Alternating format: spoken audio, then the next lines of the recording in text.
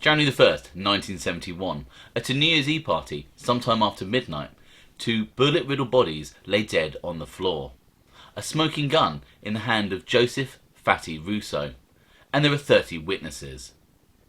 Things don't look good for Fatty. But it's okay, especially when you know a man who is handy at fixing such matters. And that man's name was Carmine the Snake Persico. Let's check it out.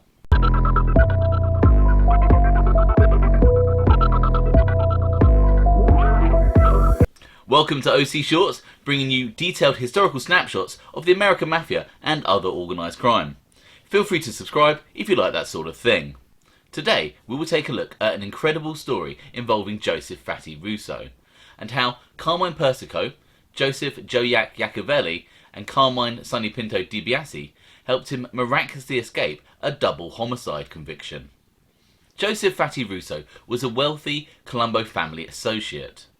He grew up around Mulberry Street and he knew a lot of wise guys. It is believed that his uncle was a made member of one of the 5 families of New York. Allegedly, Fatty Russo made his vast fortune in narcotics trafficking. In 1970, Russo had a home on Packanack Lake in Wayne County, New Jersey. It is at this home that he hosted the New Year's Eve party on that infamous night. To look after the guests at his party, Russo hired an African-American couple, Charles Shepard and his common-in-law wife, Shirley Green. Charles Shepard was a 31-year-old part-time musician and bartender, and Shirley Green a waitress who lived in Manhattan. Russo held the party in the large basement of his New Jersey home, and over 30 guests attended, including children. Sources indicate that Russo managed to get himself very drunk and very high, which can be a dangerous combination. At some point after midnight, Russo notices that Charles Shepard has been helping himself to his alcohol and is dancing with guests. To make matters worse, Fatty allegedly sees Shepard trying to make out with the wife of his nephew. Fuming, the intoxicated Russo charges up to his bedroom and grabs a loaded .38 caliber handgun. He then makes his way back down to the basement, finds Shepard, and then proceeds to empty the entire gun into the drunken bartender. The whole party witnessed the murder, and while the screams of the guests fill the basement, one person's cries deafen the others. Shirley Green, Shepard's common-in-law wife, is hysterical, and some of the guests have to restrain her as she wails and struggles, staring over the bullet-riddled body of her partner. Shirley's hysteria must have really pissed off the inebriated Russo, because he goes back up to his room, gets a box of ammunition out of the cupboard, reloads the .38, goes back down to the basement, and fires 6 shots into Shirley Green's head. Guests were quickly directed to go to their homes, and then Russo and 3 of his friends bundled the 2 bodies into a car. They travelled 15 miles to Montville and then dumped the bodies in the snow on the side of Pine Brook Road.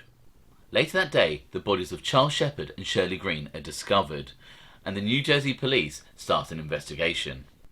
As detectives looked into the case, they were eventually able to track the killings back to Russo's Packanack Lake home. However, the police soon found out that Russo had put his home on the market and was now living in Florida. The detectives then went to question the witnesses, but they were in for a big surprise. Every single one of the guests from the party was down in Florida with Fatty. Russo had loaded them all onto a plane, flown them down to Florida, and they were having an all-inclusive vacation at his expense. Along with the witnesses, also down in Florida with Fatty, was Colombo-connected gangster Carmine "Sonny Pinto" DiBiasie. Sonny Pinto would go on to get mob notoriety as the primary shooter of Crazy Joe Gallo the following year. Anyway, Fatty reaches out to DiBiasie for assistance in helping him clear up the mess he's in. DiBiasie then arranges a meeting with the wily Colombo family member Joseph "Joe Gallo. Also present at Carmine DiBiasie's 90 Beckman Street house in Lower Manhattan is future Colombo informer Joseph "Joe Pesh" Luparelli. Joe Pesh recalls that Russo had told them all, "I blew my top, and the waiter was arguing and dancing with one of my relatives, drinking and getting rambunctious." He added, "I was sort of drunk. I shot the guy, reloaded, and then I shot the girl." Gallo and DiBiasie slammed Russo for his crazy behaviour and told him that he should have burnt down his house. Joe then offered, "I know the chief of police out there, Probably could get in touch with the judge, but it will cost you. I'll go as high as $100,000, Russo allegedly replied. This initial plan seemed not to bear fruit, so they turned to the powerful Colombo captain Carmine Jr. Persico to sort out Russo's problem. By now, Fatty had been arrested, charged with double homicide and released on bail. But Persico assured Russo that the case could be fixed through the family's connections and control of crooked law enforcement and judicial officers. And so allegedly, Carmine Persico set about putting his corrupt plan into action, and Joseph Fatty Russo's escape from justice began. The first trial in December 1971 was declared a mistrial by the judge, after the jury was dismissed with exhaustion after deliberating for 15 hours. A second trial was set for June 1972, and surprise surprise, this ended in a mistrial as well, when one of the jurors became ill and two alternate jurors admitted to discussing the case. The prosecution then sought a third trial. However, a three-judge federal appeals court ruled that there should never have been a second trial and dismissed all murder charges against Joseph Russo. As for Joe Iacovelli, Carmine DiBiasie and Persico, the feds knew something was amiss thanks to their new informer Lou Pirelli, and they brought obstruction of justice charges against the three of them. However, Joe Iacovelli and Carmine DiBiasie had already gone on the lam for their connection with the Gallo shooting. That left Russo and Persico to face the new charges. Persico at this point had already started a 14-year sentence for a hijacking a decade before. And yet again, this case was also declared a mistrial.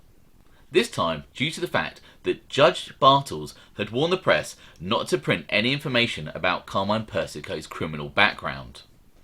However, the very next day, the New York Daily News printed a story stating that Persico was in a federal prison and also mentioned elements of his criminal history, therefore tainting Persico in the eyes of a jury. Persico's lawyer demanded a mistrial, and Judge John Bartels granted the request and dismissed the case. I hope you found that interesting. Thanks for watching.